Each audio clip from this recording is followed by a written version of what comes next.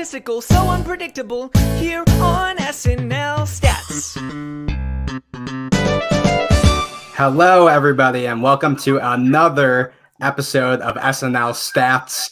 I am Sammy Kay. I am not John. I am here to host another rendition of our Superfan Takeover. This is Superfan Takeover 3, so today we have a very special topic for you guys. Really quickly, I do want to make sure you guys get a chance to watch or listen to last week's roundtable where they talked about the Nick Jonas episode. It was a lot of fun. So if you haven't had a chance to watch that yet, please do so. Highly recommend it. Secondly, we have a new social media manager, Nicole, on the team, and she is super excited about sharing lots of new content with you all on Instagram and Twitter. So if you're not following us there already, now is a great time to start. So that is at SNL Stats. Tell your friends, steal their phones, make them follow the SNL Stats account. Let's build up this thing to as big as it can be. And finally, please make sure that you are subscribed to us so you never miss an episode on YouTube or wherever podcasts are sold, Spotify, Apple Podcasts, wherever. And please give us a review. 5 stars would be nice. The reviews really help us out with the show, with the feedback we get from you guys to make the show even better. But most importantly, to get us up in the iTunes and Spotify rankings. That's very helpful for us. Now, I had mentioned previously how that we had a very fun topic for the show this week. All last week, I was trying to figure out what am I going to talk about with the Superfans. We've had a lot of great conversations together, and it finally hit me. I wanted to talk about probably the biggest reason why I became an SNL fan. And I know for some people on the panel, this group was also a big contributor to their love of SNL. We're doing a whole episode on the Lonely Island's SNL digital shorts. So there's over 100 of those. So as you can imagine, there's a lot to discuss. We can probably do a whole podcast series, as Haskell was telling me before the show, just on SNL digital shorts. But we're going to try to keep it moving and not keep you here all day. First and foremost, I do want to introduce Andrew Haskell to the panel. Haskell, how are you doing today? I'm doing good. Excited to do another one of these Superfan Takeovers. Feels like the 4 of us haven't been together in a while, so it's nice to get back and doing this. Yeah, it's definitely great to get the band back together. And do you want to briefly talk about kind of your history with the digital shorts, in the show? Yeah, I mean, it was the digital shorts really kind of started to hit their heyday when I was in middle school, and it was really the first time I got to share SNL sketches with my friends and stuff like that. The first attention I ever got was for singing "Dick in a Box," and I thought I couldn't get in trouble if I bleeped it, but apparently I could. So it just brings me right back to my middle school days. In those first years of really watching SNL. Absolutely. And next on the panel, we have Bill Kenney. First off, Bill, how are you doing? And second of all, please tell me how you watched all 100 digital shorts only a day after I told you we were going to talk about this on the podcast today. I had an obsession once you told us what it was going to be, and I had to be a crazy person and sit down and watch about 5.5 hours worth of digital shorts back to back. So. No, I mean, I was very impressed when you texted us that you had done that. And I don't think if you had done that, it would have, without that pressure as the host, I don't know if it would have pushed me to somehow binge them all yesterday. It was really down to the wire. I had a bunch of coffee, but I'm happy that I did it. So thank you for that.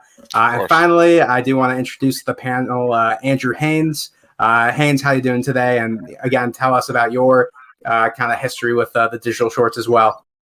I'm doing very well this morning. I've definitely been through a lot of digital shorts in the last day and a half, all last evening and then this morning, trying to finish up.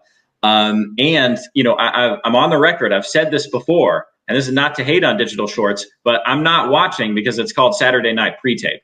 I'm addicted to live performance, music, stand-up. I love theater. I'm all about the stage and the interactions that people have under those big lights and the way things can go wrong. But The great thing about digital shorts is you mitigate all those things that can go wrong, and you get to craft this really, beautiful, kind of perfect piece of art, and get kind of shoot for the laughs that you're looking for. You get to do plenty of takes, and the director is going to, work through this several times. So there's a lot to like about digital shorts, and there's a lot of them. So we should have plenty to talk about. Absolutely. Definitely. There is a lot to talk about on the episode today. So I tasked these guys to kind of, break down their favorite shorts over a number of different categories.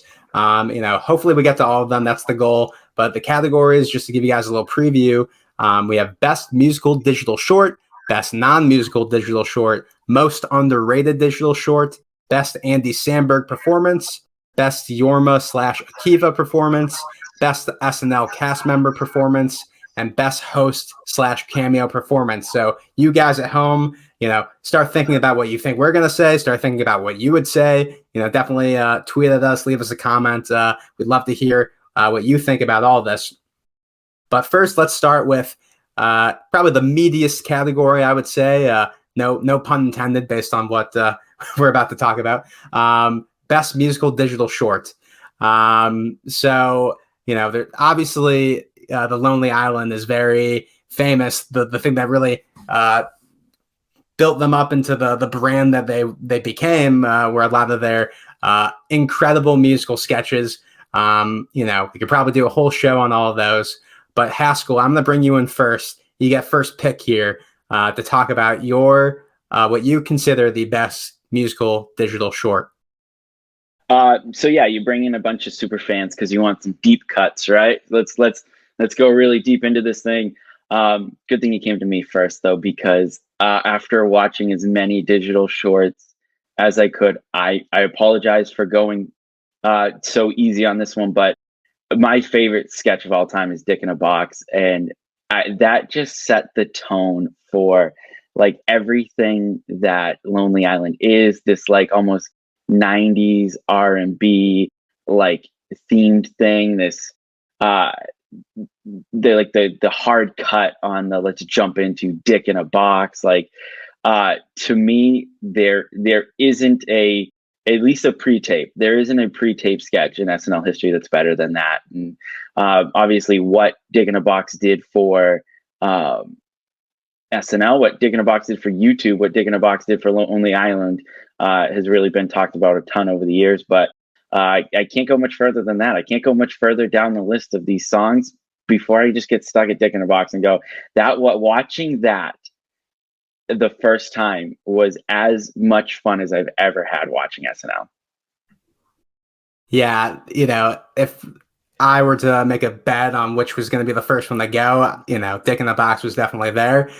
Bill or Haynes, do either of you want to talk about Dick in the Box? Was that something that was on your list that you wanted to talk about? Well, I have that coming up later in a different category. I tried to do, as Andrew said, kind of avoid the Mount Rushmore of the digital shorts, but it's hard to avoid it with that one. And I had it on my last three of musical until the very end, because it's just so unbelievable. Everything about it, everything Andrew just said. And you can even hear it as you're watching the video on YouTube now.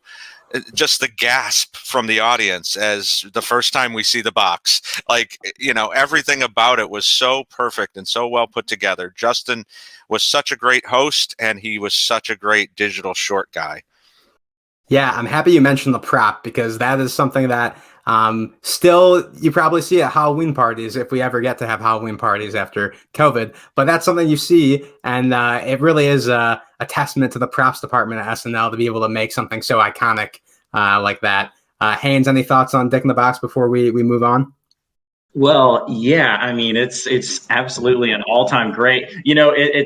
We did start with a pretty tough category. I mean, best musical digital short is kind of asking what is the best digital short, So That's a really great one. I love the everything that Haskell said about, the hard cut to saying dick in a box, which I don't think anyone saw coming. I remember everyone talking about this at school afterwards. And it gave us that wave of, there's like three, with Timberlake and the 90s vibe. There's the Mother Lover and Three Way, which all three of those are really great. And as a child of the 90s, I remember those styles and the types of clothes people were wearing when they were singing those types of songs. And so it's nostalgic and hilarious. And yeah, the subject matter, not just in any episode, but the Christmas episode.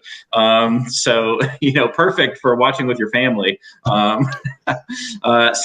yeah, that's a fantastic pick. Sometimes we forget that, that's a Christmas sketch. And so that's one that you definitely see in the SNL Christmas compilations, around the holidays. What a perfect sketch to watch when you're with your family. But next, I do want to go to Bill, and I want to hear what is your best musical short. Well, I went back and forth, as I said, and what I decided to do was go with what I thought was the best song. So not just the best video, but the overall catchiness of the tune and the video itself and everything about it. And I went with one of the last digital shorts, the Bin Laden song, which I don't know how much I'm going to be able to share here as far as what goes on with that. But everything about that is perfect to me. You've got, Vanessa playing against type, for her 7 or 8 years on the show. She was always kind of the nice girl, except for in the ex-porn star sketch.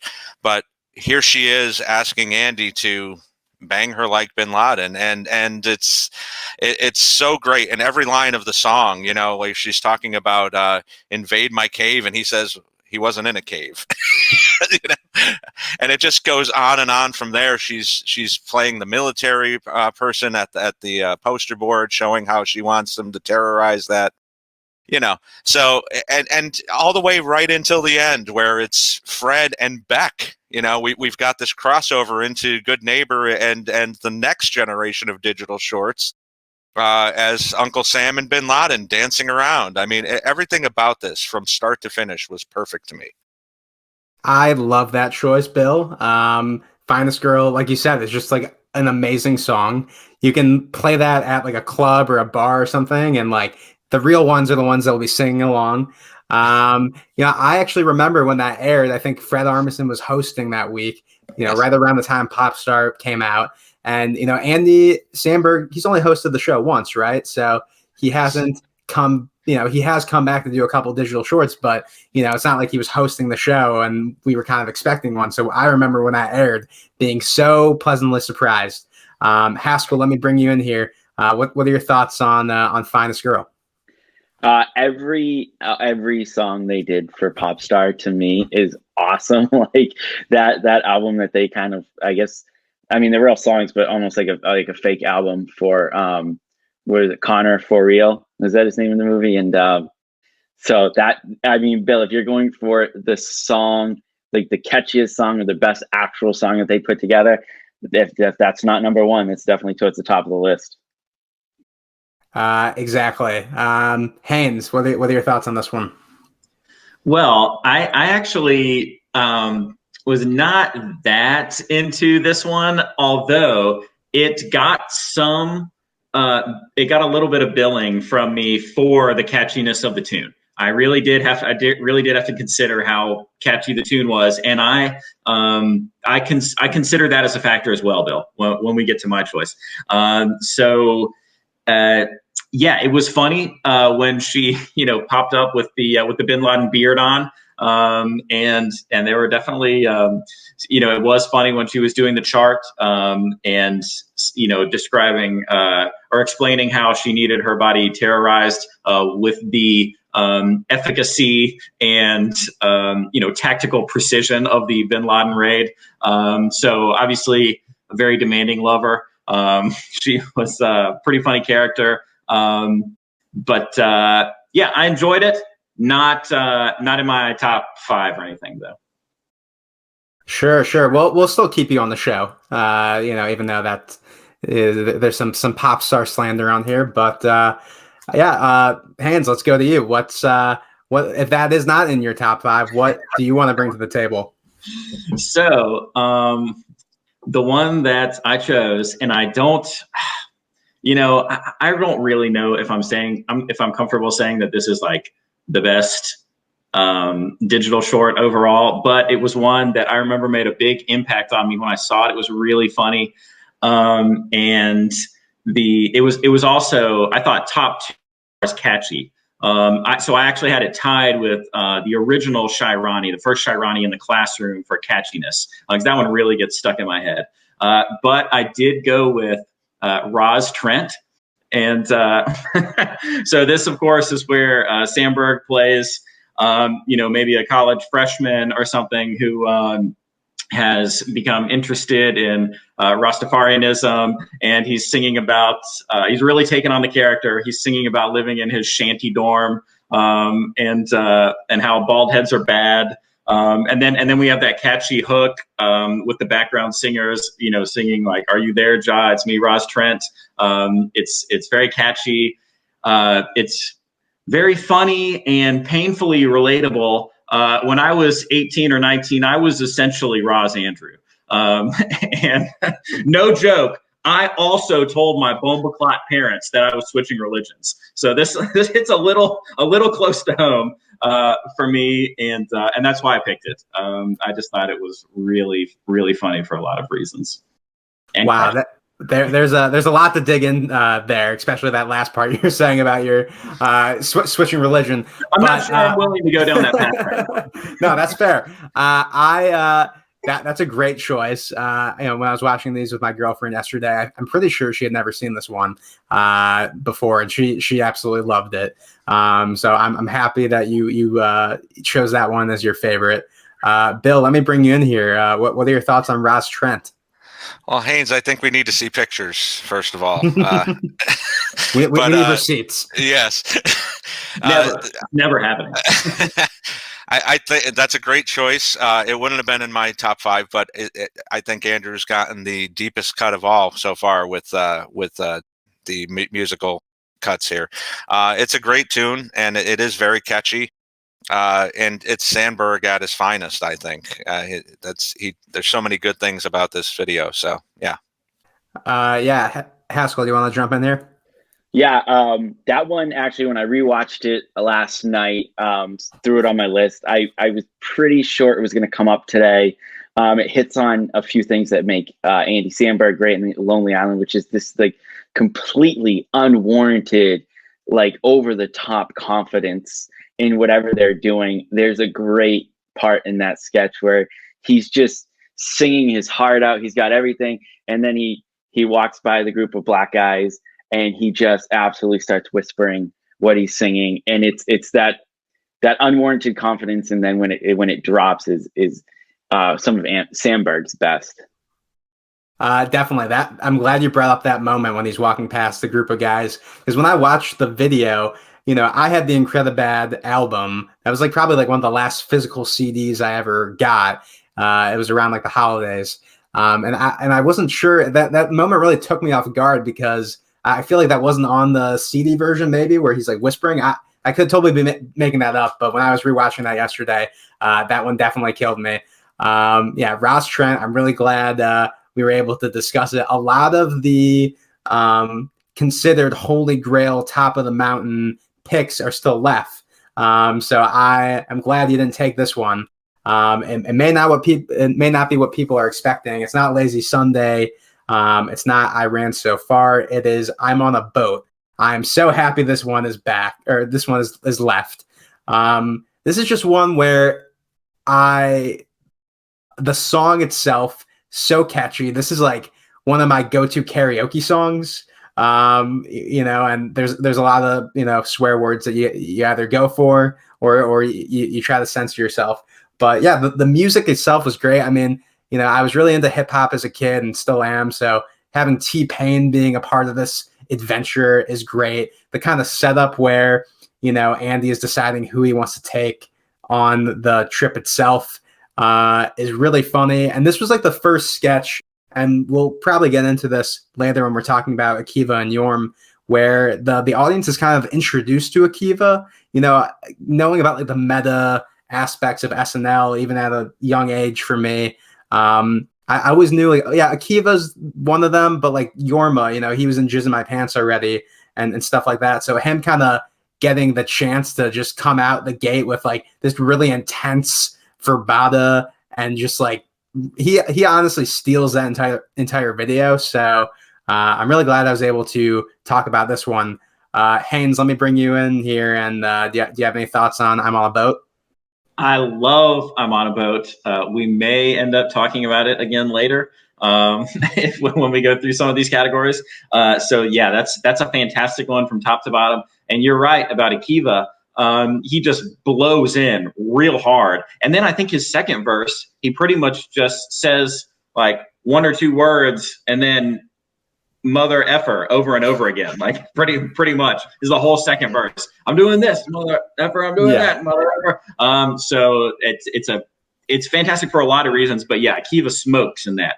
Love it. Great pick. That's a really good point. I'm glad you brought that up. We're probably not going to be able to let me wrap that part during this episode, but we'll try to keep it as clean as possible without, not acknowledging some of the names, some of the dirtier names that we'll get into for some of these other sketches. Bill, I want to hear your thoughts on I'm on a Boat. Oh, this was up there for me as well, and probably the second catchiest song to me after the Bin Laden song. It was such a great, and as you said, I don't know what else I can say. I mean, Akiva just killed it, and seeing the three of these guys together, pretty much for the first time, right, on a digital short, really brought it all together. And T-Pain did such a great job in it as well. So yeah, I had it in my top 5 as well. That's a really good point. Yeah, this was really the first time where the Lonely Island kind of makes their grand entrance in front of the camera together. I think Akiva had some cameos where Yorma had a bigger role, but this is definitely the first time where they made their entrance. Haskell, let me bring you in here. Tell me about your thoughts on I'm on a Boat. Yeah, at the time when this happened, this is like the sketch that I know, like a ton of people I went to high school with, a lot of people in my like age group knew what this was. But unlike Dick in a Box, unlike some of the other Lonely Island stuff, I don't think they right away knew that this was from SNL. And this was really one of the digital shorts that transcended that. It was Lonely Island. It was not necessarily SNL. It was their reach and what they could do. So a wonderful choice. It was. It broke my top 5. Probably round 4, I would say. But wonderful choice. Thank you. Cool. So these are our best musical digital shorts. Please, if you're mad that Lazy Sunday or I Just Had Sex is not on the list, tweet at us. Put in the comments. We'd love to hear from you. Let's move over to our next category: best non-musical digital short. I think we'll potentially get some more deeper cuts here, as the bread and butter of Lonely Island are these musical digital shorts. But I was really surprised yesterday when I binge watched these. There are a lot of really funny bits they did over the years that didn't involve any music. So I'm excited to hear what you guys have to say about all that. Haynes, I'll bring you in first.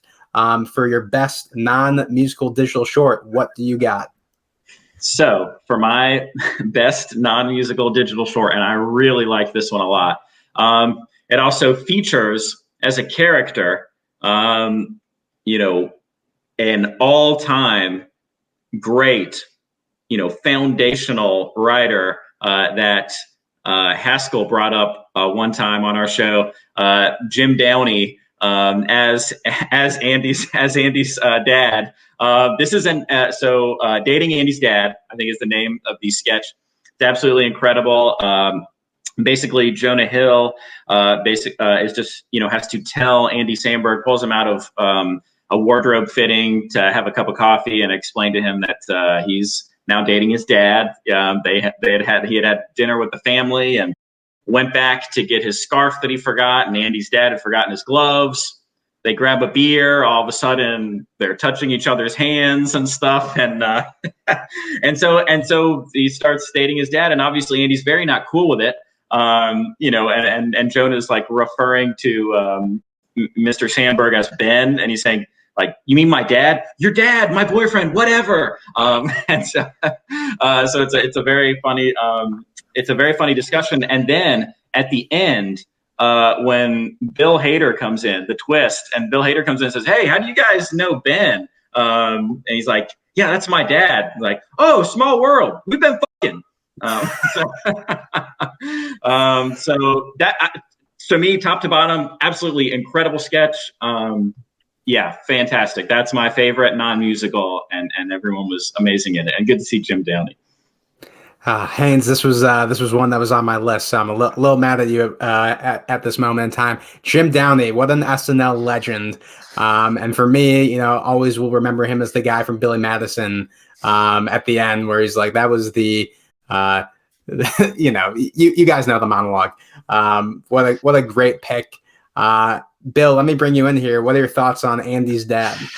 I'm mad at Haynes too, but it wasn't my number one. I had it in the backup just in case, but it was definitely up there for me as well. But Jonah Hill just puts himself all the way into this, doesn't he? I mean, he is just incredibly funny in this. And Jim Downey just doesn't care. He's been on the show for 30 years at this point and just doesn't mind making out with Jonah Hill and doesn't even question it. So I think it's a great showcase for both of them and Andy's reactions. And as Haynes mentioned, Hader coming in at the end. Perfect non-musical. Yeah, Hader at the end there really brings the sketch to a whole another level, in my opinion.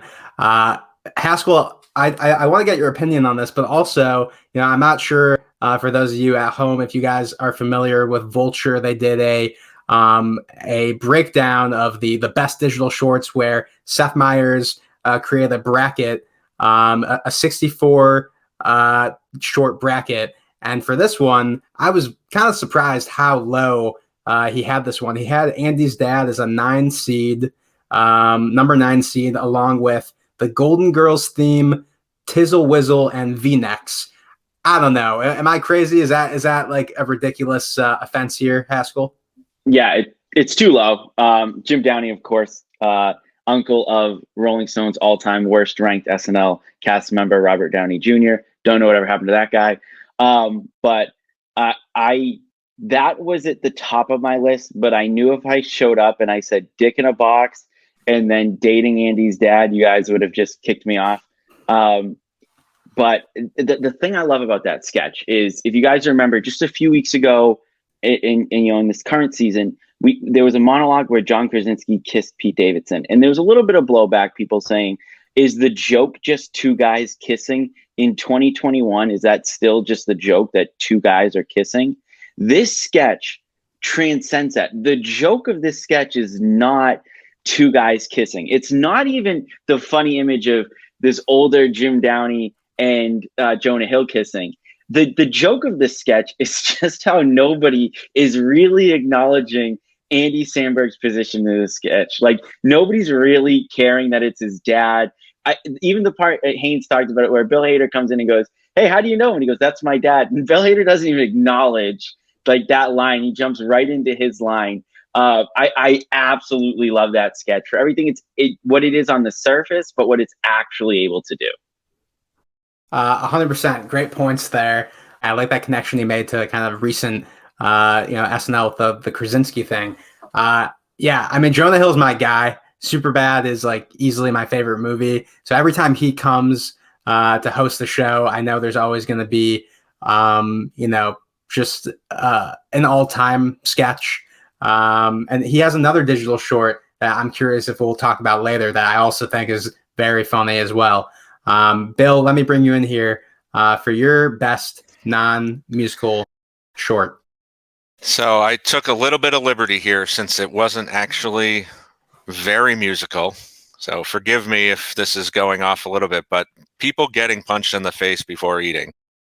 It's not enough music to make it a musical, so that's kind of where I went with that. But this is so early on, and it's really the first time we see Andy by himself, kind of carrying the whole thing, and the absurdity level that it just keeps building up to. Punching the Foo Fighters in the face, punching Bon Jovi, and Bon Jovi quickly recovering, Forte fighting back. And then turning to murder, and then the absolute complete turn on a dime to zombies chasing Andy across these terrible 70s backdrops and having a zombie dance. I mean, everything about it was just so funny. Andy is perfect in it. And the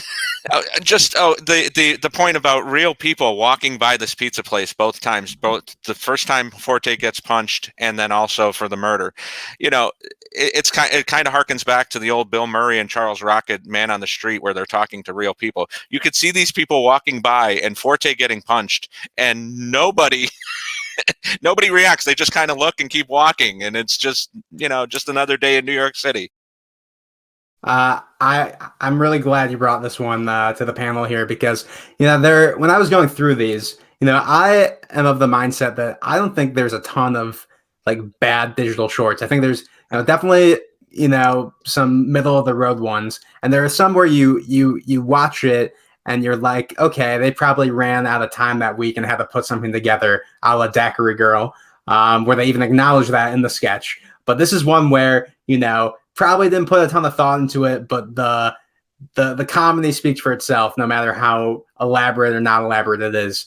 Haskell, let me bring you in here and talk about this sketch.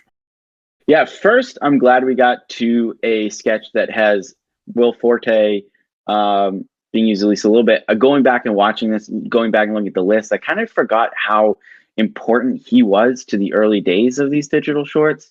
But also going back and watching these, I kind of look at them in two ways. A lot of the musical numbers that we talked about are The Lonely Island, and they very much can exist as just The Lonely Island.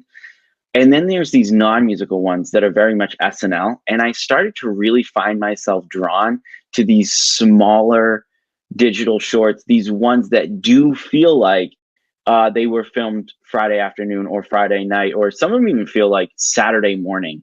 And I was really drawn to those. This is one of those, so I'm glad you chose it. And I think a lot of sketches like that could pop up again later in the show. I love how you distinguish that there about, the Lonely Island versus like something that feels really like SNL, because definitely as, Andy's time on the show went on, the musical numbers got so elaborate and, the production value was amazing. But there is something about those, first couple seasons where he was on the show where they kind of got a camera, went somewhere in, around 30 Rock and just kind of shot a video, and it really felt like early YouTube stuff, really early viral video stuff. Haynes, what are your thoughts on this one?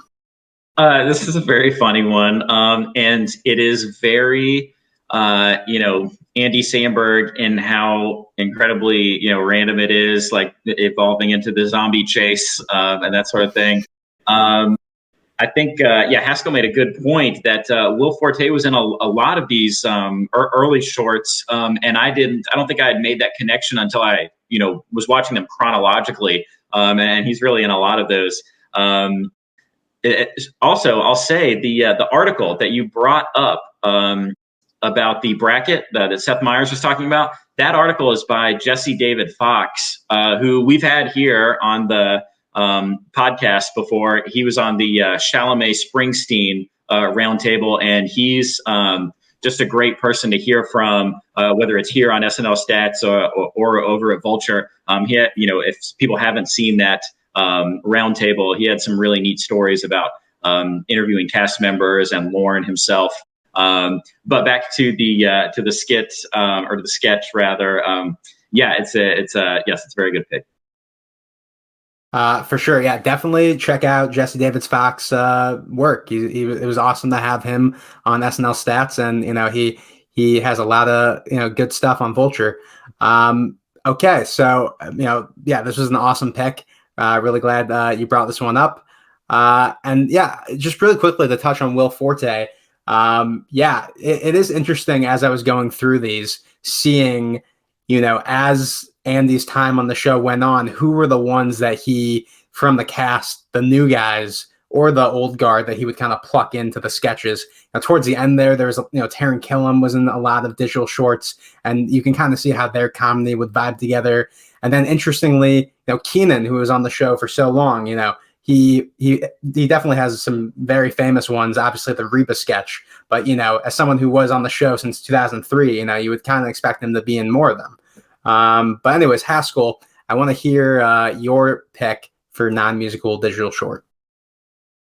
Yeah, I went back and forth pretty much up until the point that you hit record, and then the point where you realized we weren't recording, and then we had to hit record again. I went back and forth. I originally was going to go with Will Forte's The Date. I scrapped it because going back and watching a sketch that I hadn't seen in a long time. I remember watching it when it happened. I watched it last night and I was crying laughing just from like one line. And then this morning I got the same reaction out of me, so I had to go back to it. It's Everyone's a Critic with Paul Rudd. And it's essentially this, Andy is going to paint Paul Rudd, and they have this great, pixeled out nudity. And then we go to Paul Rudd wants to paint Andy. Now Andy's just wearing a t-shirt. We get more pixeled out nudity.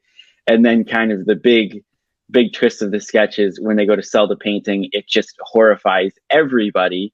We get these gratuitous death scenes, pretty much everything you can imagine, and covered in blood, surrounded by chaos. Paul Rudd's only reaction is, everyone's a critic. And then, of course, we pull out for one last twist that was a scene in a movie. But then the extremely underrated Casey Wilson is interviewing them. They show the painting, and she has a similar reaction. Just that one, surrounded by chaos, everyone's a critic. It gets me every single time. Wow. Thank you for bringing up Everyone's a Critic, because that was going to be on my most underrated shorts list, because this is one where I watched it, I'm going through them all yesterday, and this one comes up and I'm like, oh my God, how did I forget about this? I'm like very certain I've seen it. I'm not 100% sure. I had to send it to like a bunch of my friends yesterday who I love to talk SNL with. Great choice. Haynes, let me bring you in here. And I want to hear your thoughts on Everyone's a Critic. I loved this one. And, it fits into the kind of murder genre that they like to do. Something else that's, I don't think I'd pieced together till really watching all these in one big chunk. They really love blood spray.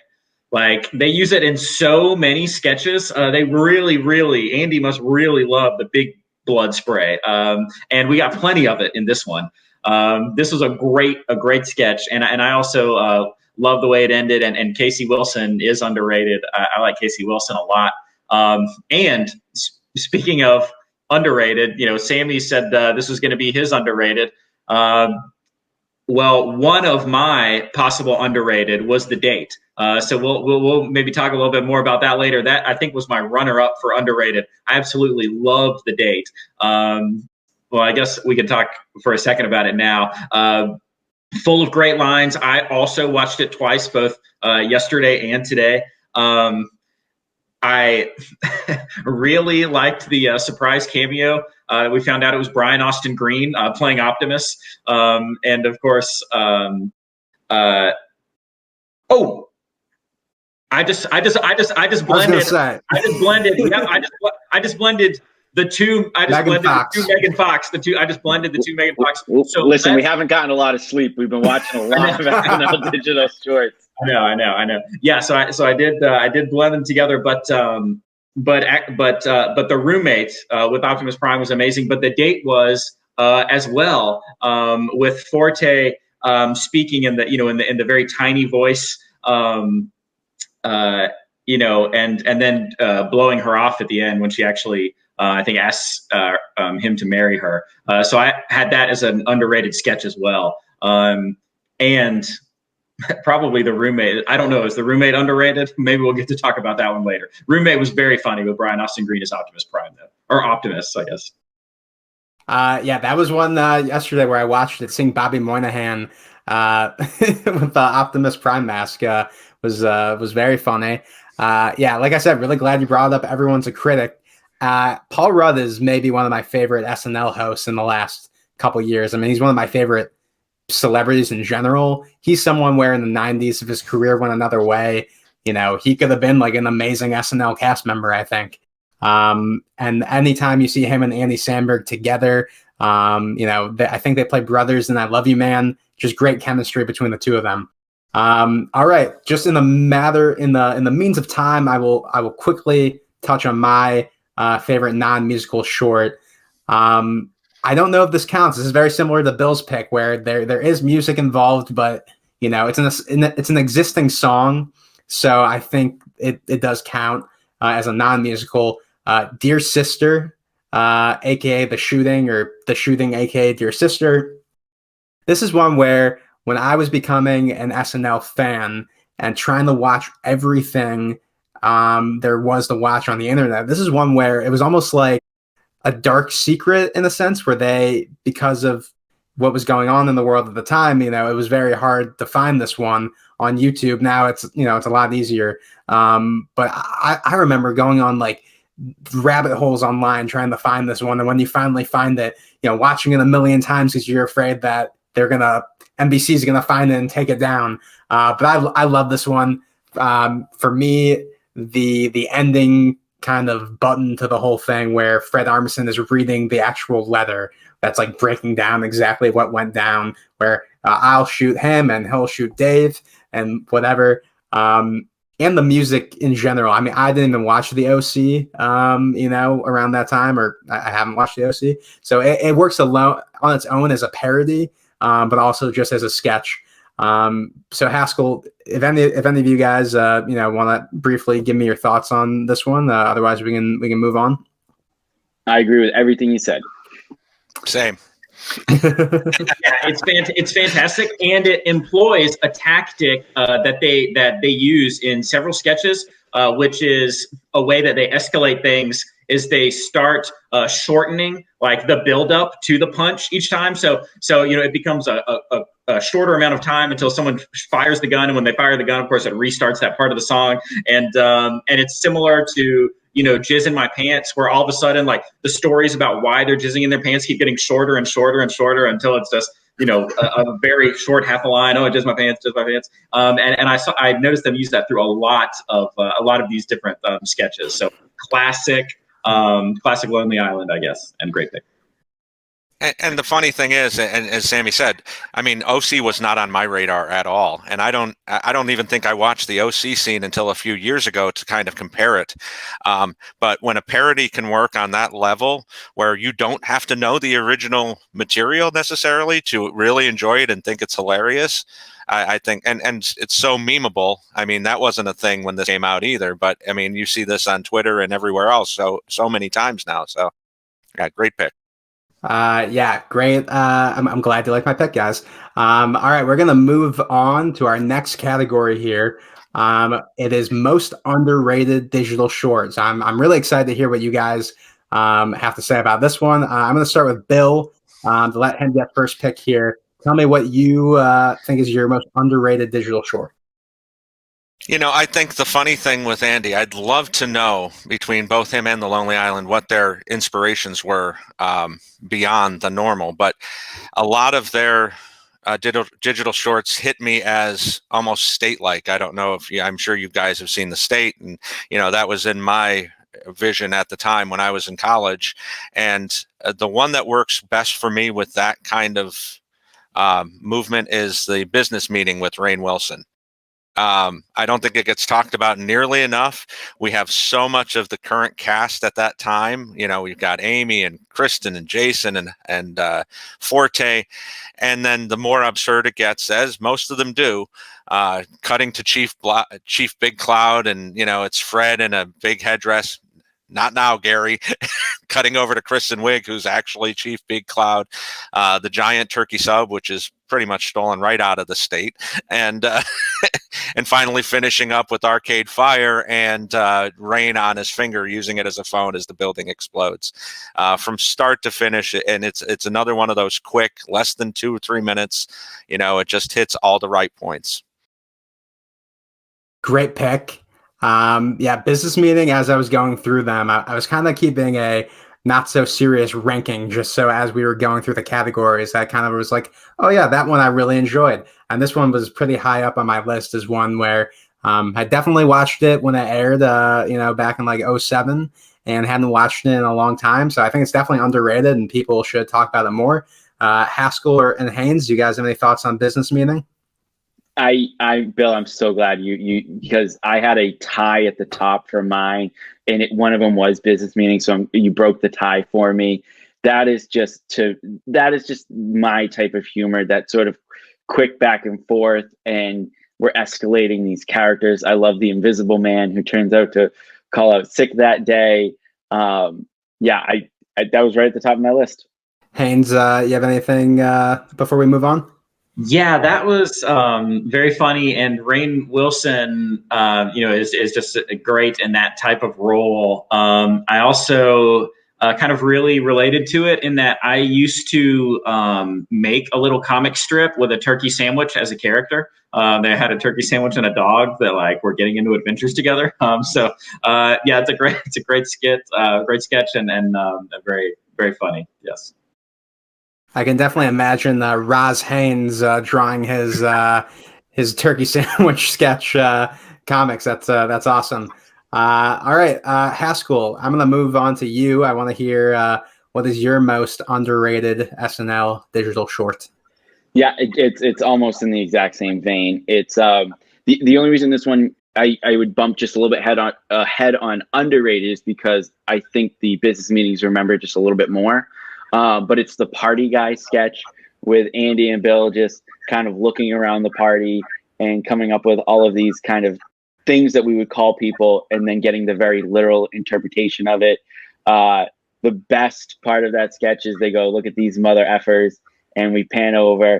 And of course, it's guys hitting on people's moms, but we get some really great cameos by then writer John Mulaney and then writer a very shaggy Colin Jost. But again, everything I said about the business meeting, that's my type of humor. It's a quick back and forth, escalating these characters. So that's why I chose that one. That was also on my list, either for underrated or non-musical digital short. That's just seeing Bill Hader and Andy Samberg's dynamic together. Going through these, Bill Hader might be and I'm sure we'll talk about this when we go to SNL cast member performance. Bill Hader might be the most valuable member of that SNL cast to these digital shorts. So I'm really glad you brought this one up. Haynes, let me bring you in. Do you have any thoughts on this one? Yeah, it was funny, and not to keep telling stories about my childhood and life here, but I used to have a book growing up that basically was this joke, and it would be the man escaped from prison and was on the lam, and you open the page and it's just a guy on a lam, and it's after he broke out of the pen, and it shows him breaking out of an ink pen or something. So yeah, it's funny. I like the literal interpretations. Pretty good overall. Not at the absolute top for me, but I do love the fast repartee. Just the quick blowing through lines. That is my type of thing. I think that's why I like Tina Fey's style of writing so much. The really quick bang bang bang. And so this had a little bit of that. Pretty funny sketch. Bill, got any thoughts on this one before we move on?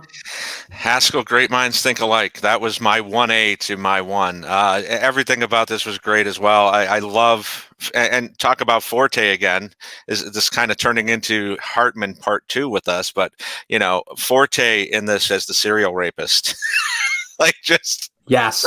So great. And we get a Lutz cameo from 30 Rock and of course an SNL writer for many, many years. So yeah, this was great from top to bottom, and the rapid fire jokes just hit right where it was perfect. As a true SNL fan, I think it is our pastime to watch a sketch and then see someone who ends up being such either a big presence on the show, whether it be Jost and Mulaney, but just Mulaney in general is just blown up, to another stratosphere. So it's always fun to kind of see these people. Paul Appel is one you see in like a Boss, for example.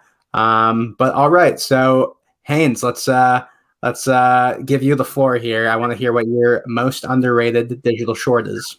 Well, like I kind of teased you with before, kind of my two runners up that I was kind of merging together when I started to tell the story. Both the Megan Fox ones I thought were really good. The date with Will Forte and then the roommates with Optimus was very funny. But I decided to go with, and it's hard for me to judge really whether, how underrated these things are, because I don't. We didn't get to take a poll before we did this, but I don't think I've ever heard anyone talk about this sketch, so I guess it must be underrated then for that reason, and that would be Virgania Horson's delivery by horse, mail by horse sketch. I just thought Kristen Wiig was I think it was well written. It had a lot of funny jokes in there, and she played the character really, really well. She was the lead, but she still stole the bit. It was a fantastic performance by her, and I just thought it was very odd and quirky, and I didn't she's constantly like worried about the threat of terrorism, or at least she's using that as a sales tactic for why people should use her service. And then it's, and then she actually tells you to mail your mail to her address, and she gives you her address. You can mail it to her, and then she'll take it wherever it's supposed to go. So there's a lot of reasons it's stupid and funny, and I definitely don't think I've heard anybody talk about it. So I thought that might be a fun one for underrated.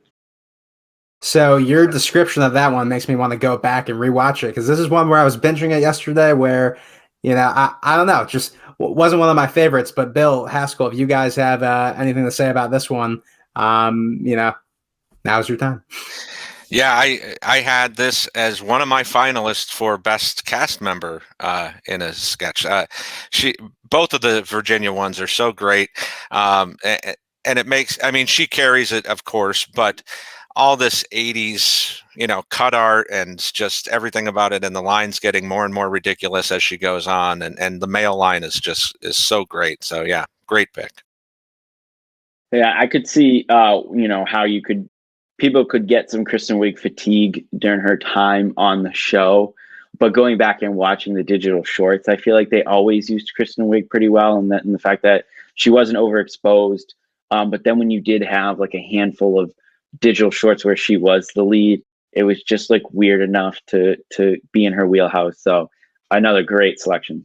I'm glad you guys like that one. I'll really quickly fire off what I consider the most underrated. I had a couple choices here, but this is one where when I watched it yesterday, I'm like, how had I not watched this in so long? For me, it's the Doppelganger. It's like a very, very early SNL digital short. It has Seth Meyers in a sketch, who this might have been right before he took over on the update. So always great to see Seth pop up in a sketch. It's Andy, Seth, and Will Forte trying to find their doppelgangers, and lo and behold, they find doppelgangers, and they're played by themselves. Seth Meyers is in a big top hat. I forget what Will Forte's disguise is. And then they try to convince Andy that Horatio Sands is like a homeless guy, or a hobo is his doppelganger. And of course, it just escalates until they have to shoot one or the other, and they end up shooting Andy instead of Horatio. This is going back to what I said earlier. This feels like one where Andy's just like, hey guys, it's Friday. I need to pump out a digital short. I want to get some content on the show, because as he joked about in his monologue when he came to host, he was in like 100 digital shorts and like 2 live sketches. So, he really needed to put the pressure on himself to put something out. And it was great. Just, you if you've been to New York, you know exactly where they are, like around 30 Rock, filming that sketch. I really enjoyed that one. If anyone has, anything they want to say about that one, feel free to jump in. Yeah, that was right there towards the top of my list too. Everything I love about these non-musical ones, again, it feels thrown together. It feels like they probably filmed that Friday afternoon. It is so early in the run of the SNL digital shorts that to look back on it compared to other stuff, it looks kind of grainy. It looks like they might have pulled like an early camera phone to film that. And it is like a nice little time capsule to a very quick kind of era of SNL where you have that core, but you also have like a pre-head writer Seth Meyers, a pre-update Seth Meyers. You have Horatio Sands, some people that we didn't really get to see much in, interacting with Andy Samberg over the years. That's a great point. Yeah, it's always fun to see those cast members who overlap just a little bit and kind of seeing the sketches they get to be in together. Before we move on, Haynes, Bill, anything you want to add? I think this is early enough in the digital shorts where it was kind of jarring. We had just come off TV Funhouse. That was pretty much the predominant pre-tape for 10 years, and it was mostly animated. So to have this one and Lettuce and things like that were just so off the charts and wasn't anything like SNL at the time, and it was so refreshing and so good to see back in 05 and 06. I just think it's fun anytime we get to see Seth in a sketch. I think he's a little bit better sketch performer than we give him credit for. It's just that he's so good behind the desk. Where else would you want him? But very funny how quickly it escalated. The homeless guy took his gloves off, and then they're like, I can't tell them apart, and that's when when he says, I don't know which one to shoot. It just came out of nowhere. There were no guns before this. Like there nothing was this serious. And Andy's going, what? Why would you shoot anyone? And so I love the hard turn. At first, I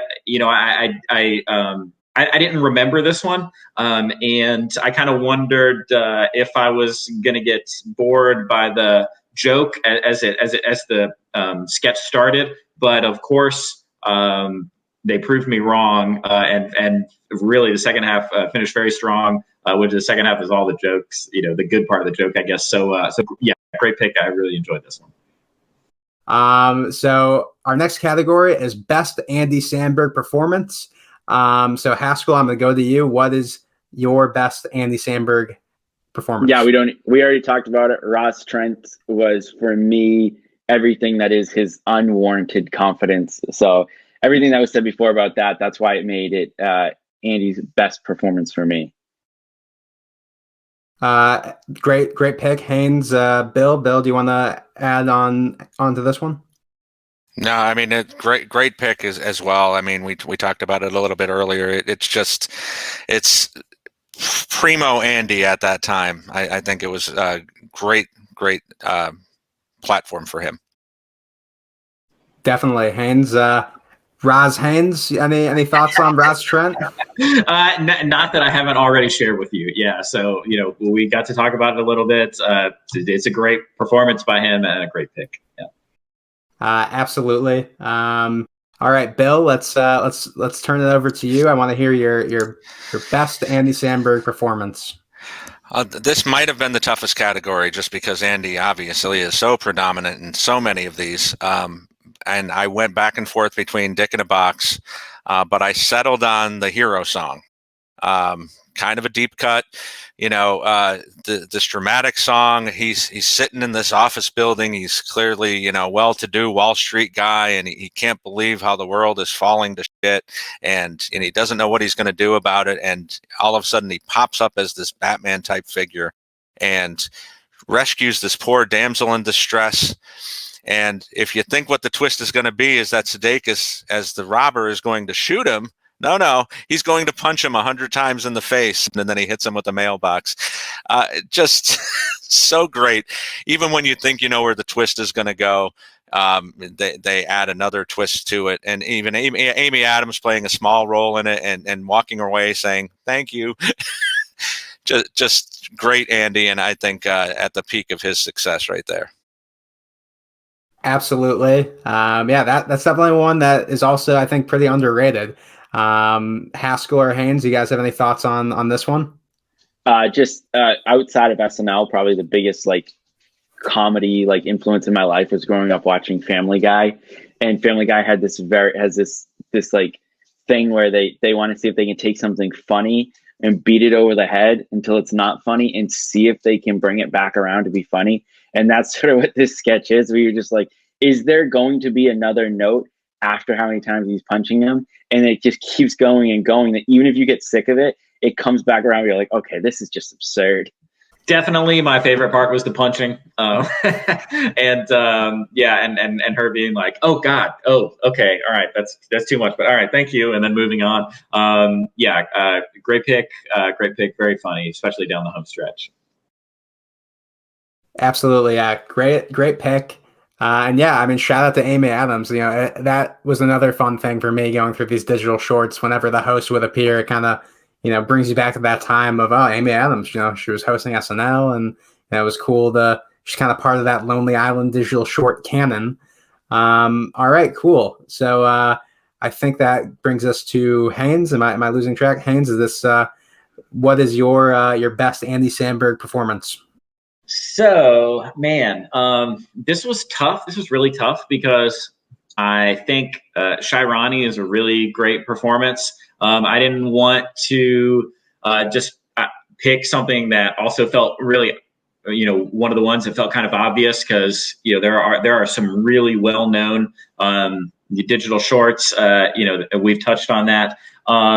So I think he was very good in Creep, which is not hugely different from Shirani as far as what he's doing with his teeth and stuff when he's looking at the camera. But I thought Creep, that's what I gave him his best performance for.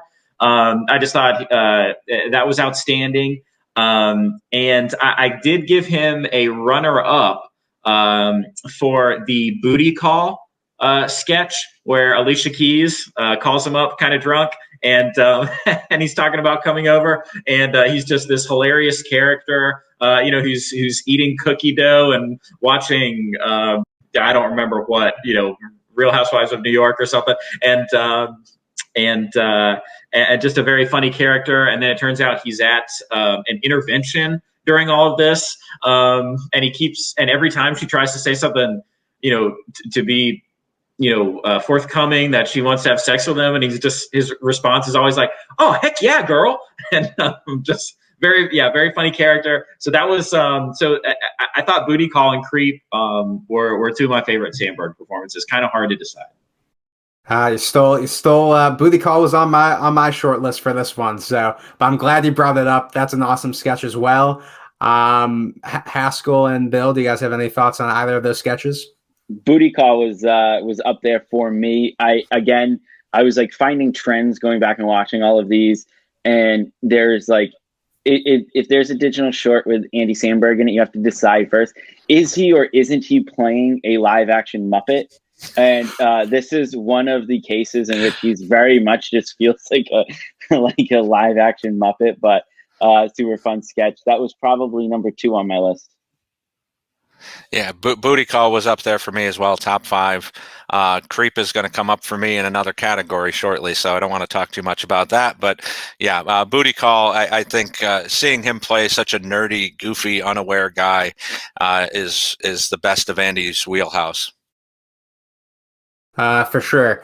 And really quickly, I'm going to give you guys my pick for the best Andy Samberg performance. In the interest of trying to talk about sketches that we haven't talked about, I'm going to award this very worthy performance, Andy Samberg in Great Day.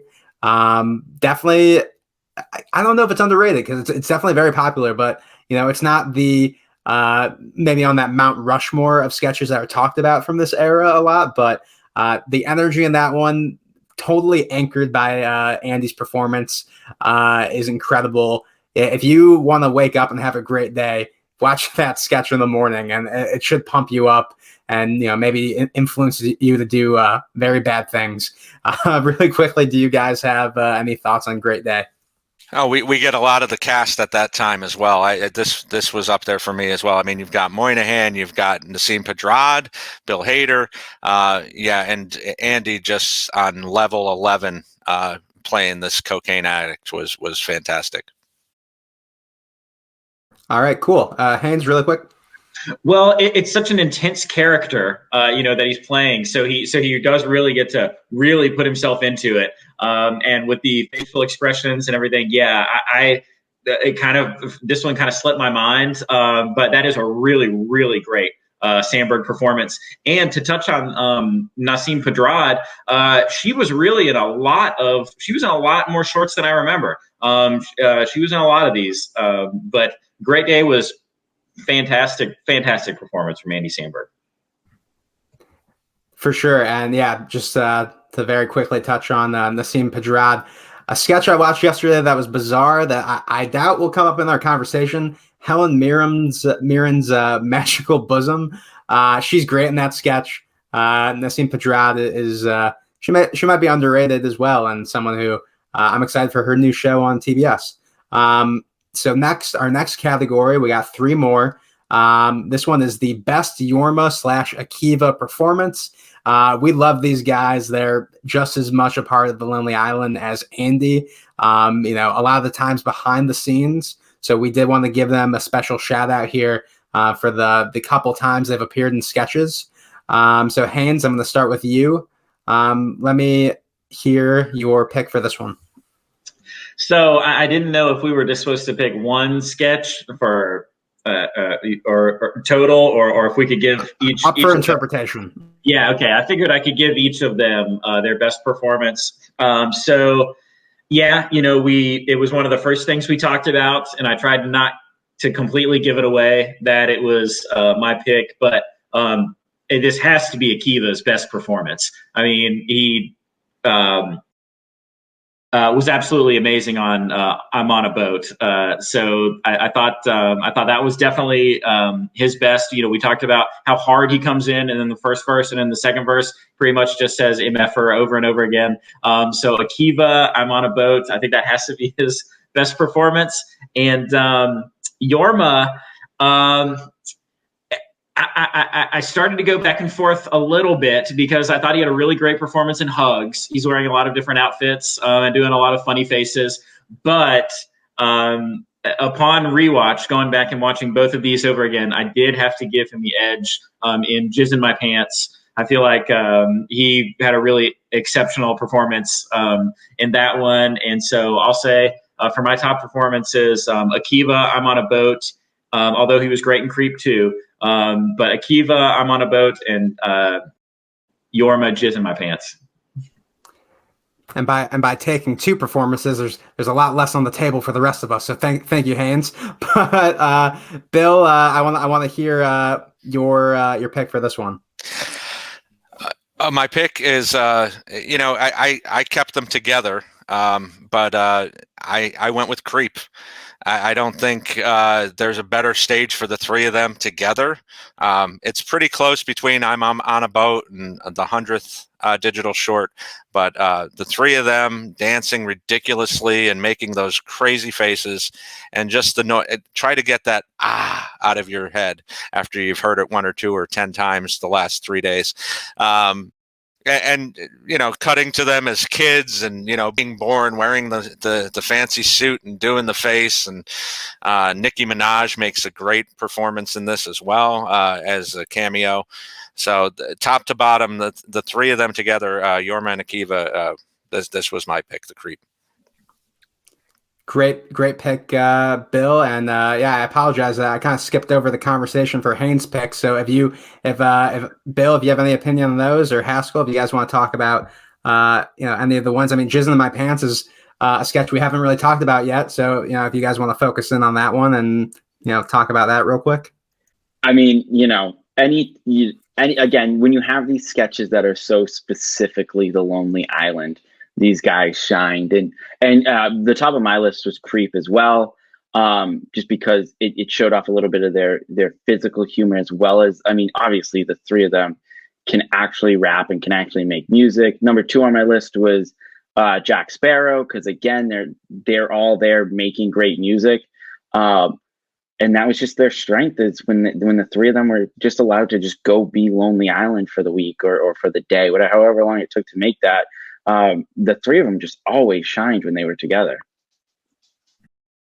Absolutely. I mean, that makes sense. When you work with a group of people for so long. You're just going to have amazing chemistry, whatever, no matter what you do. Unless anyone has more thoughts on any of the sketches we've brought up, Haskell, you want to give us your pick? For them, it was Creep. I'm going with Bill. Oh, for sure. Yeah, awesome pick. I will quickly talk about a sketch that I'm surprised we haven't talked about yet, in any of these categories, but it's definitely one of my favorite digital shorts. I Just Had Sex. Again, one where the song itself is great. It's one that gets stuck in my head every time I watch it or think about it. And Yorma in that one, pairing him up in Jessica Alba, who doesn't have any lines in the sketch, but she does a lot of like funny, I guess, physical comedy, or she gives a lot of like great looks. And just seeing someone like Yorma in the same bed as Jessica Alba, the contrast alone makes the joke a lot funnier. Do you guys have any thoughts on I Just Had Sex? It is definitely one of the catchiest tunes. It's really easy to get that song stuck in your head, and I do think you nailed it. Watching these guys hook up with super smoking hot chicks is hilarious. That's a great joke in and of itself. So that's obviously a great pick. Great song too. Yeah, same. It's a great song, and the joke of the sex not being that great with these unbelievable women is just so perfect, and all the great cameos that you mentioned as well. Great pick. For sure. Yeah, great cameos in that one. And then gonna give a shout out to Akiva, even though he in I Just Had Sex. He might have a small role, might have a small cameo in that, if anything. But always great to see those guys together on screen. We got two more categories here. Best SNL cast member performance. For this one, I'm going to start with Bill. Bill, what do you got for this one? Well, he's come up a lot, and this short has come up a lot, but I'm going with Will Forte, Lifetime Achievement member of Digital Shorts, with The Date. A lot of it's been already covered, but, talking about going to tell his dentist, because his dentist is self-conscious, that he has great teeth, that he raises lambs. Once they get to a certain age, he brings them to the restaurants and the jerky stores. Like, it's just, there's so many great lines, and this is one of those that you have to go back and watch like 5 or 6 times to catch every line. You may not catch him talking about how his dentist is self-conscious the first time you watch it, but yeah. And then of course the ending with him rejecting Megan Fox, and just Forte at his finest, and we've seen this throughout all the different digital shorts, especially in the early days, how much he contributed to this. Absolutely, that's a great pick. And yeah, Will Forte. I mean, the MacGruber sketches are technically, they're by, the Lonely Island. They're, by Yorma, so they're not technically SNL digital shorts, but we obviously got to give a shout out to, their collaboration. And I'm very excited for the MacGruber TV series. Hashtag get me on. Was it Sammy for MacGruber, Haskell? Whatever the hashtag was. Do you guys have any thoughts on The Date before we move on?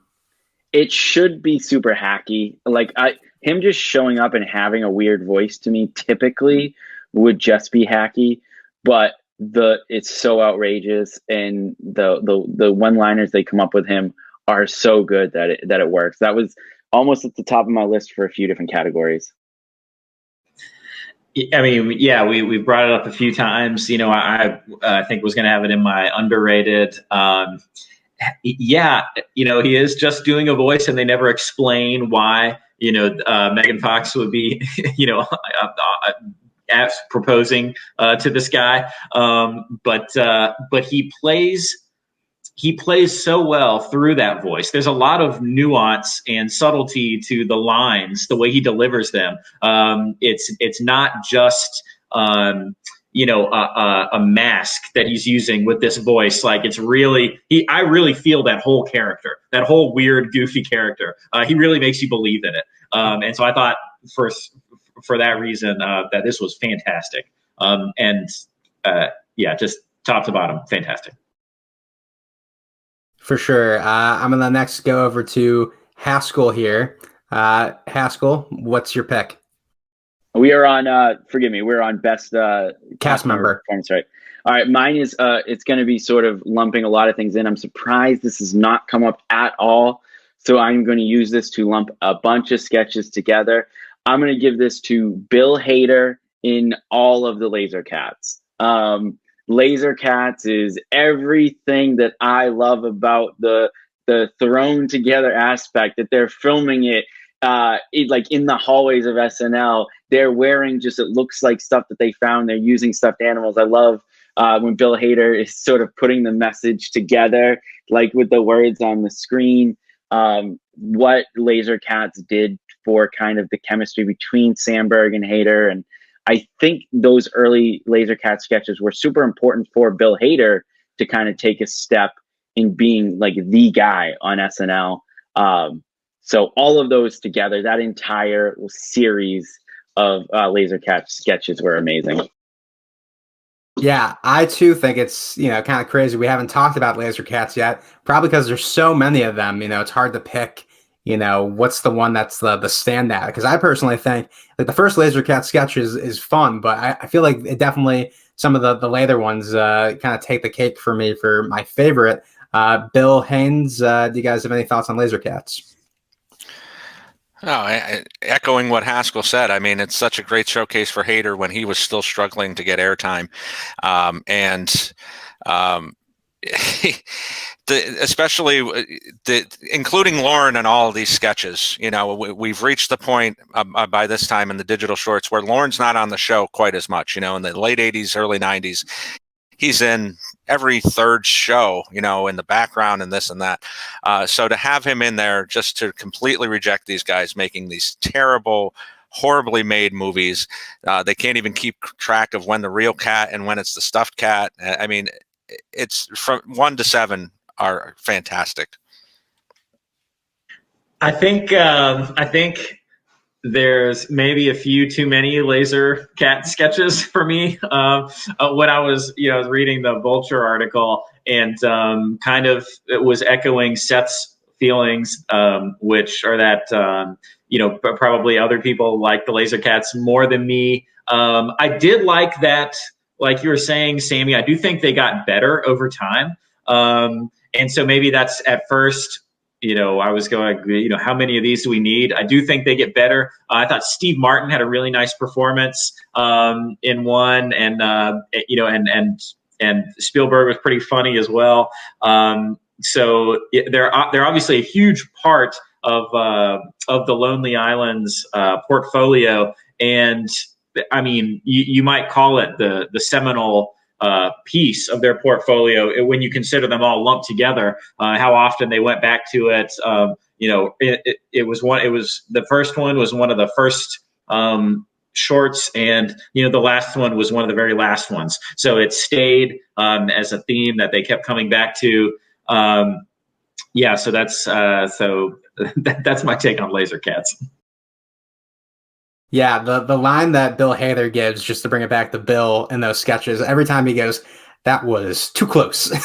Like, just every time he finds a way to fit that one in. Great points on, just being able to see Lauren just get so stressed out and aggravated every time a new friend of the show, whether it's Tom Hanks or Steve Martin, comes in to, pitch their Laser Cats.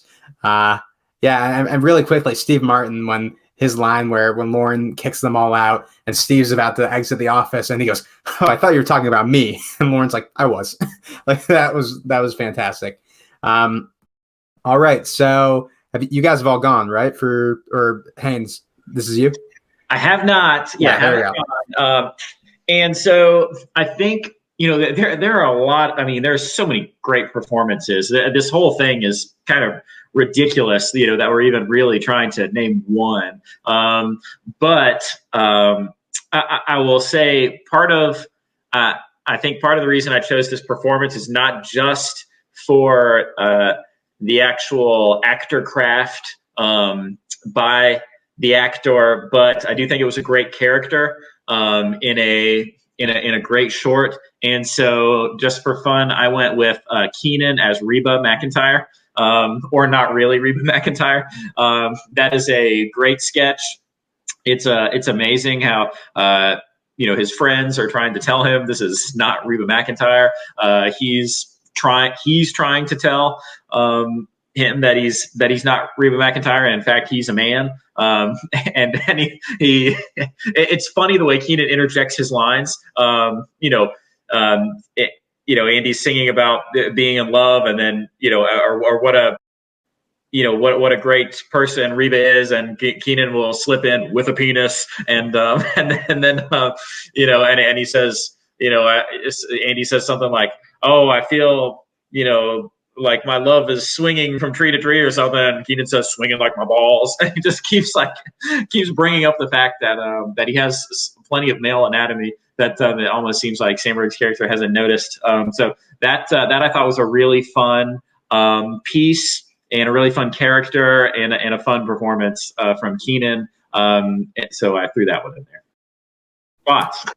Yeah, this is one where I'm surprised that we didn't get like 2 or 3 of these, where like Keenan finds like another wig, or they could have brought like the Reba element back into it.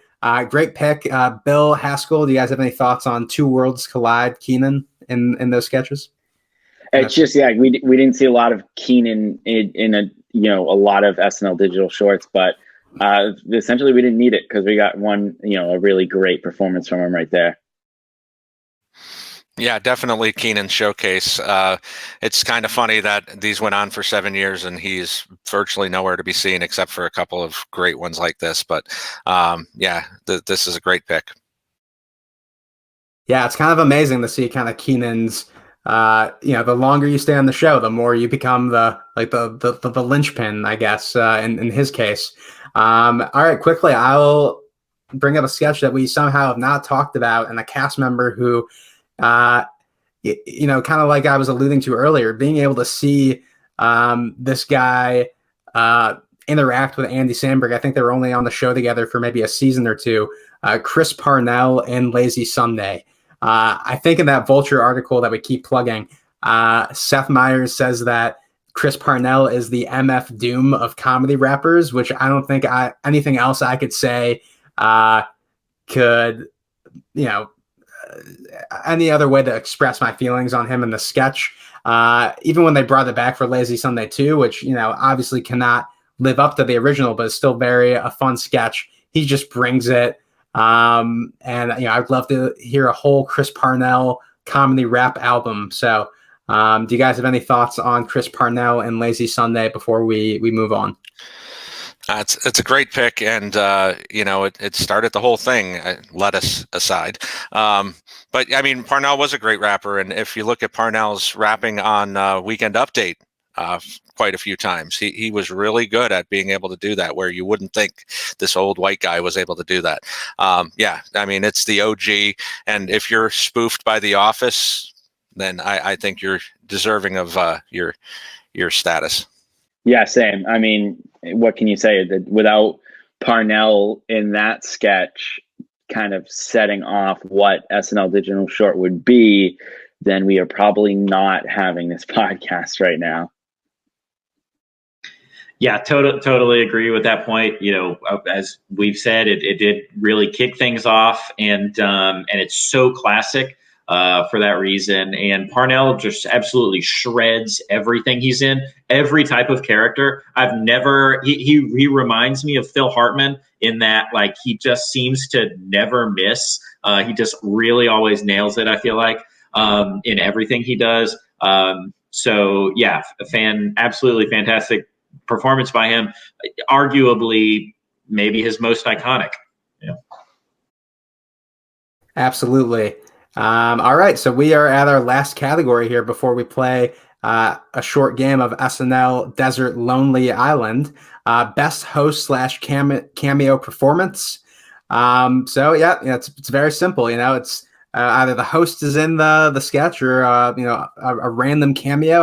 We want to give a little love to those performances. So I believe I'll start with Haskell on this one. I was split between a few. My one honorable mention is Brian Tucker showing up in Roy Rules.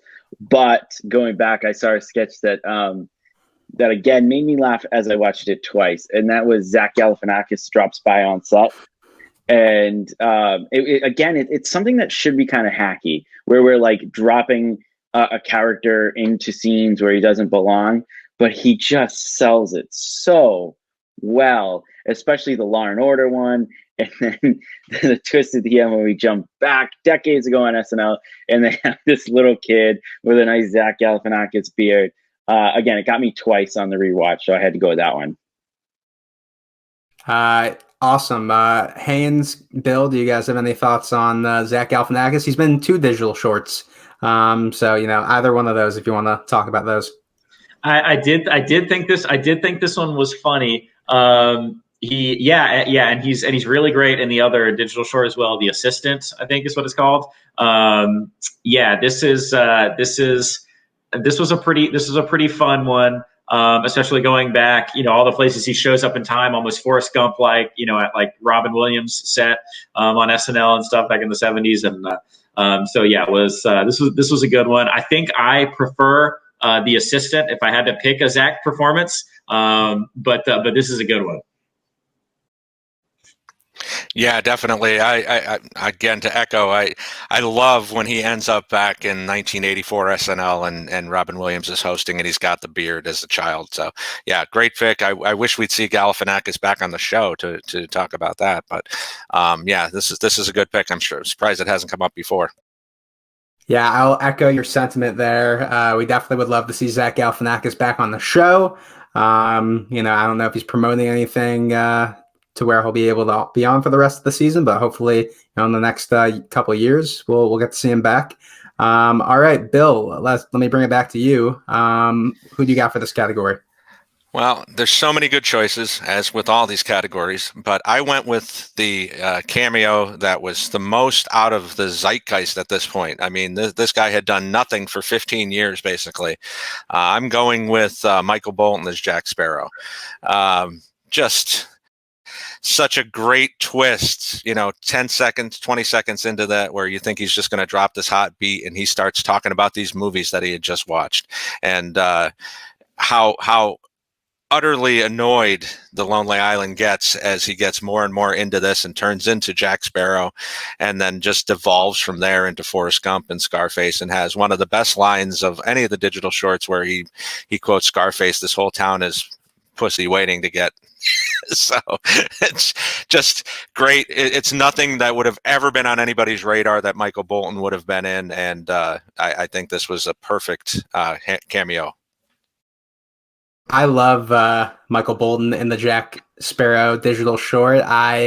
What's fun about this one is in a lot of the other musical digital shorts where they have, a celebrity, do a feature, they're like more so in on the joke versus like this kind of the premise of this one is they're trying to make a serious song or something like a club banger with Michael Bolton, and he just totally takes it over, and he's kind of the goof playing off of them as like the straight men. So I kind of like that twist on it.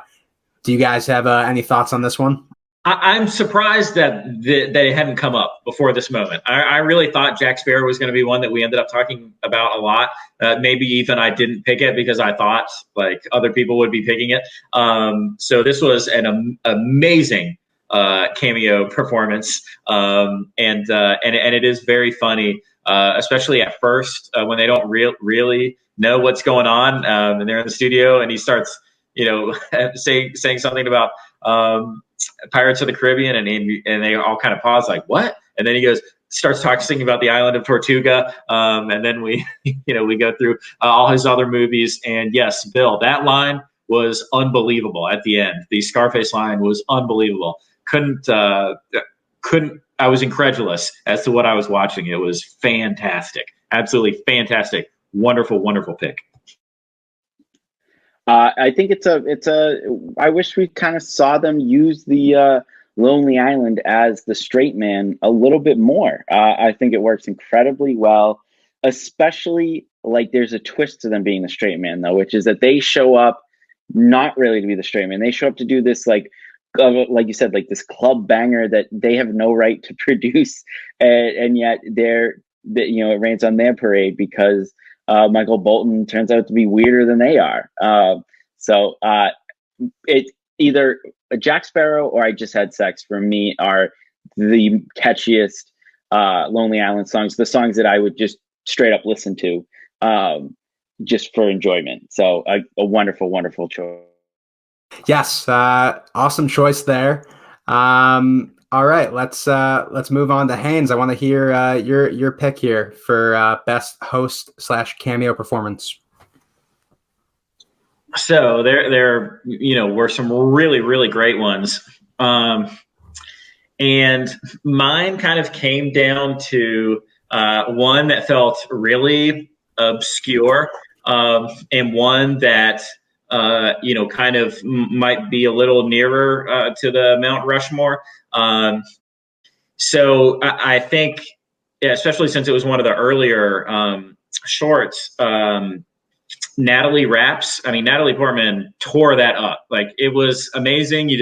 It was fun to see that side, of her character. The second one was not as good as the first one.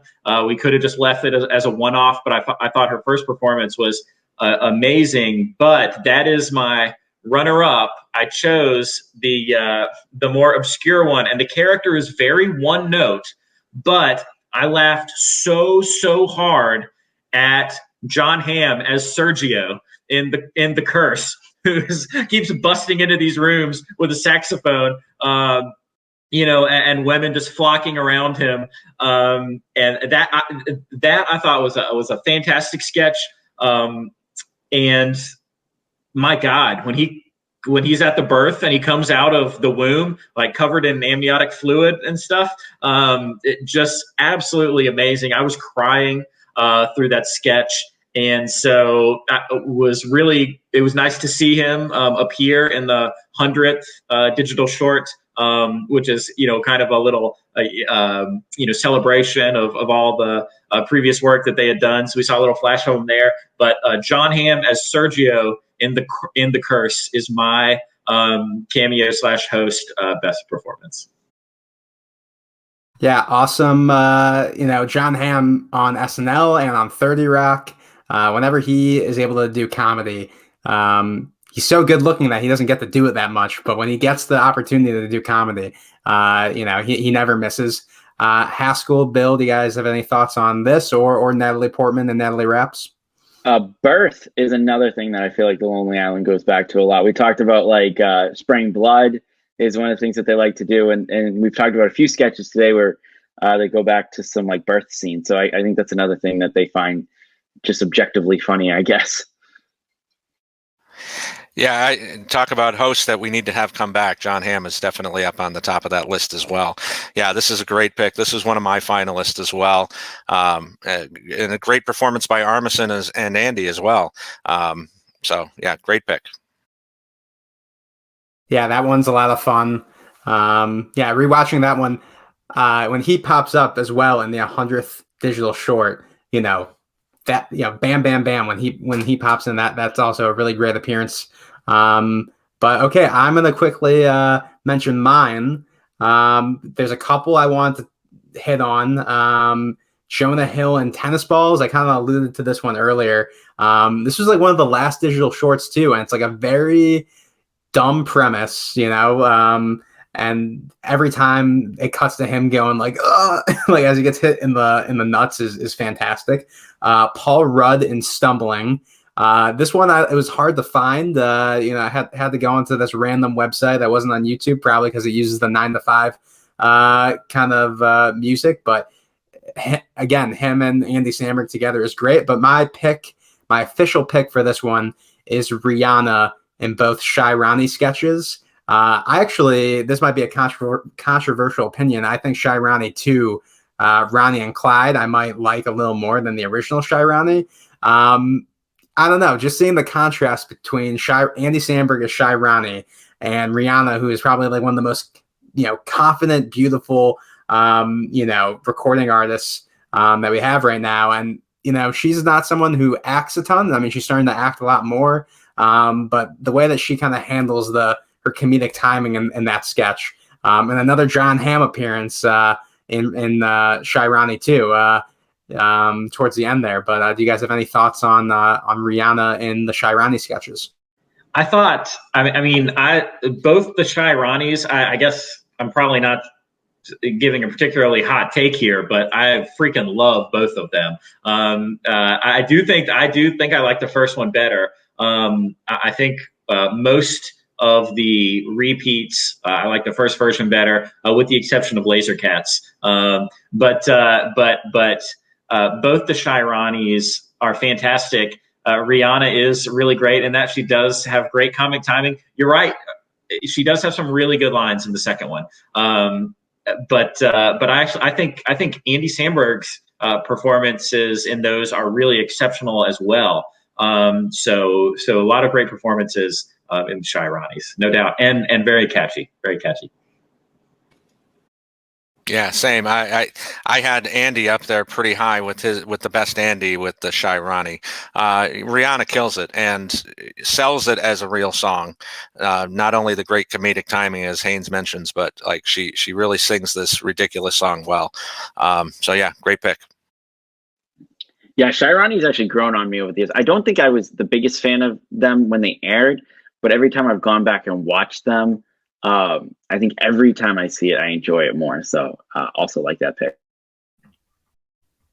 Awesome. So guys, we got through all the categories. This is like, might be a Superfan Takeover first, where we don't have to cut anything and use something for the next episode. That was really fun. If you guys listening at home agreed or disagreed with our picks, we'd love to hear from you, whether in the YouTube comments or to tweet at us. We want to hear what your picks for all these categories would be. And I hope this isn't the only time the four of us get to talk and do a deep dive on SNL digital shorts. There's so many that we haven't talked about, and I'm sure we can, like Haskell said, off mic, we could definitely do a whole podcast just breaking down every SNL digital short. I smell a spinoff maybe, but Daiquiri Girl. Exactly. Well, maybe not that one, but all right. So for the next 5 or 10 minutes here, we're gonna play a short game. We're gonna play a special edition of SNL Desert Island. If you guys don't remember, in the first Superfan Takeover, basically I asked the panel, I would give them 2 options. In this case, we're playing SNL Desert Lonely Island, where I'm going to give them 2 SNL digital shorts. And, in one sentence, they're going to have to kind of defend their point on which one they are going to be taking to their lonely island. So the first matchup I have for you guys involves a sketch that we actually didn't talk about, surprisingly. I'm sure some listeners at home will be a little mad at us for not bringing this up yet. But the first matchup I'm going with is I Ran So Far versus I'm on a Boat. So Haskell, let me start with you. What you got for this one? I'm going to go with I Ran So Far. I'm on a Boat was never to me as great as some of the other songs that really hit. I Ran So Far is super catchy. There's a little bit of like some topical stuff going on there, so I'll go with that one. I'll go with I Ran So Far. I'm on a Boat. I'm going to go with. I think that's, as I said, that's one of my 2 or 3 top catchy songs. So I'm going to go with I'm on a Boat. Same reason. I think I got to go with I'm on a Boat. It's just so catchy. Although Fred Armisen is very funny as Ahmadinejad, especially the facial expressions he can do when he plays that character of someone who's in love, which is obviously not how we view this guy. I think he says, when I first saw you, or when I first fell in love with you, you were talking about how you hate gays or something like that. And it's just very funny to take this, this character, and put him into this position where he's someone, so likable. And it was cute, but I'm going with, I'm on a Boat. I think it's funnier overall. And I, too, am going to go with I'm on a Boat. If you want to know my reasoning, you can rewind this episode and listen to why that was my favorite musical digital short. Our next matchup here is going to be the Japanese Office versus Dear Sister, aka The Shooting. Haynes, I'm going to go to you with this one. Well, this is kind of tough, but I do think The Shooting is more original, even though I guess they're both kind of, they're both making fun of something that's already exists. I will go with The Shooting. To me, The Office was a little bit one note. We kind of kept doing the same thing over and over again. And when we see all those classic moments from The Office, just relived with people doing bad Japanese accents. And then there's a few, and some Japanese characters in the background. Pretty funny. Maybe my favorite part of it was the Ricky Gervais intro, where he's talking about creating The Office. But I will go with The Shooting overall, even though that's one that the first time I saw it, I didn't think that I was loving it. It felt like it was getting old quick. But then to kind of touch on that type of attack that Haskell was talking about with Family Guy, they just keep pushing through and doing it more and more and more until it gets really funny. And then the ending, reading the letter, and then the cops start shooting themselves and realize, and then it starts playing out after he's reading it. I will go with The Sisters. I'm going to go with Japanese Office. The only thing I love almost as much as SNL is The Office, and this was such a great take on that. And I think Sudeikis and Wig, especially, they had done it before, portraying Pam and Jim, and then even throwing in the Regis Philbin commercial with Daryl Hammond. I go with the Japanese Office just slightly. I'm going to go with Dear Sister. Japanese Office is just a little one note in the wrong direction for me, where Dear Sister is one note in the right way for me. So Dear Sister. And I'm also going to go with Dear Sister. And this might be a bit of a semantics sort of thing, but for me, when I remember the Japanese Office sketch, it doesn't stick out to me as a digital short, with the Lonely Island kind of behind it, versus... when you think of Dear Sister, that's like 100%. When I think about it, just this pure SNL digital short kind of canon there. So that's what I'm going to go with.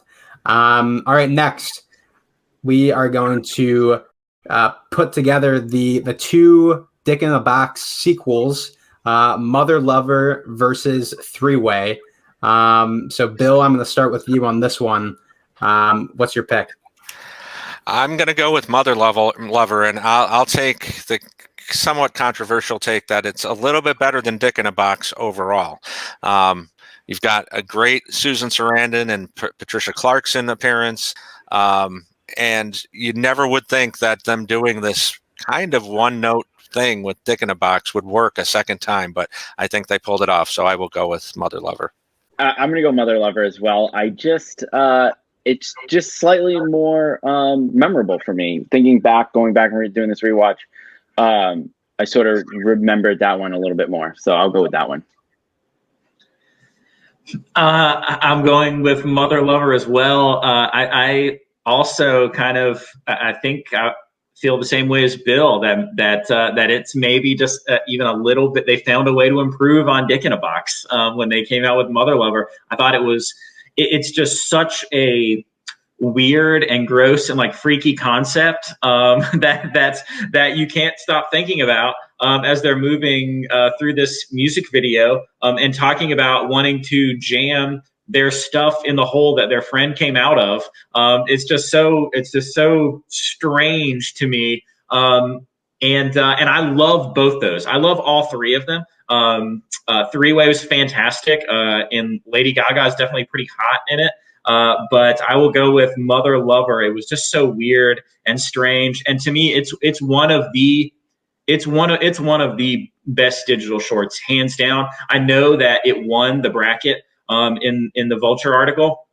I'm not quite sure that I would go that far, but I don't have a problem with it. If someone brought it up in conversation and said that that's the greatest one they'd ever seen, I'd say, yeah, you're right. It's pretty damn good. I really, really love Mother Lover. Have to go with that one. Yeah, and I'm with the panel on this one. Mother Lover. You know, when that one first aired, I remember watching it live, and I'm like, oh my god, they actually did it. They did a sequel to Dick in the Box, and it was fantastic. And then I feel like the gap in time between Mother Lover and Three Way was like a lot shorter than the gap between Dick in the Box and Mother Lover, to where like when we got Three Way, I'm like, I feel like we just got this sort of a thing. And it could have just been the quality of the sketch as well, just like being a bit subpar compared to those first two. But got to go with Mother Lover. I think we're gonna do one more just to bring up some sketches, two more sketches that we haven't had a chance to talk about on this episode, and then we're gonna wrap up into plugs. The two that we're gonna be putting head to head, Threw It on the Ground versus Space Olympics. So Haskell, I'm going to go to you on this one. I'm going to go Space Olympics. It's a little bit weirder in my mind. Again, when it comes to the songs, they are really good. They are really kind of specifically Lonely Island.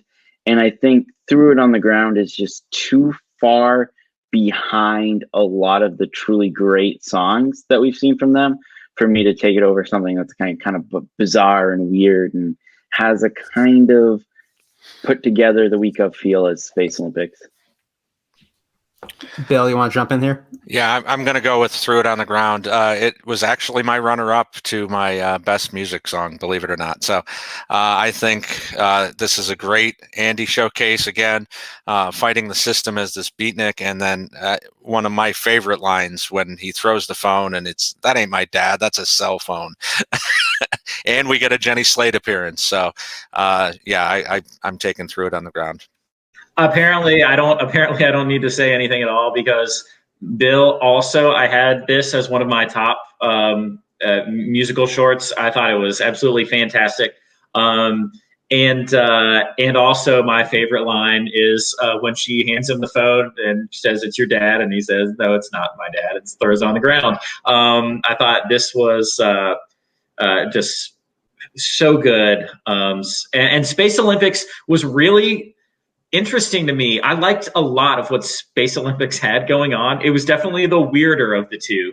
And Space Olympics is one I thought a lot about throughout this process. I wondered which category it might fit into, because there was a lot I liked about it, but it was I don't know if I'd call it consistent all the way through. It was like splotches of really funny and then just so weird and strange. But Threw It on the Ground, to me, it was a top contender in many categories. So I have to go with that one. Yeah, for me, this is tough. I made this last one tough for myself. On the one hand, Space Olympics, the kind of runner at the end where, he goes, "Such and such is totally canceled." Like every cut in the video to that makes me laugh a lot. But I got to go with Threw It on the Ground. Kind of just to echo what everyone said here. Just the video itself is just like a lot of fun. And the song does get stuck in your head a little bit as well. But that's all I got. So we did it, guys. We did our SNL Lonely Island / digital short special. I do want to give you guys all the opportunity to plug if you guys have anything going on. So I'm going to go to Andrew Haynes. Where can the people find you? Well, the people can always find me on Twitter at the handle at SNL Has a Cast. Talking about SNL Stats and SNL in general. And of course, I'm always here on the show pretty frequently, and lucky to be so, because I really feel like we're building a pretty great podcast here. And you can find me on Twitter at SNL Has a Cast. And Bill, where can the people find you? They can find me at BKLove73. Same thing. Get my hot takes on Twitter. And Haskell, tell the people where they can find you. But yeah, on Twitter at Andrew E. Haskell. I've really enjoyed kind of since coming on board and being a guest on the podcast, getting to know more and more of, SNL Twitter and everybody that comes along with that. So super excited to interact with everybody, talk some more SNL. And thank you guys for letting me host this. John, thanks for giving me the opportunity again to steer the ship. If you guys want to find me on Twitter, my handle is that Sammy Kay, as you can see right here. Also expanding my media empire into TikToks. So have some funny stuff on there as well if you want to check it out. Same handle.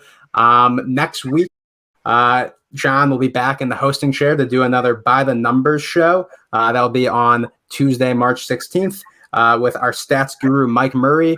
It'll be breaking down all the fun analytics and numbers on how the cast is doing this season. And again, I do want to plug our social media at SNL Stats. Please follow us on Twitter, on Instagram. Try to help us get our numbers up. Our social media manager has joined the team and has a lot of fun content that she's going to be putting on those social channels. So please follow us there. And like I said earlier in the video, please make sure you're following us on YouTube. Subscribe to us there, anywhere you get your podcasts, and please give us a rating and review. It really helps us out. And please share any feedback you have on the show with John or any of us on the panel. But other than that, guys, thank you so much for joining me on the show today. It was a lot of fun. And please tune in next week. And I hope you guys have a great week. Thanks a lot. But we're here for the numbers as well. So let's get statistical, so unpredictable here on SNL Stats.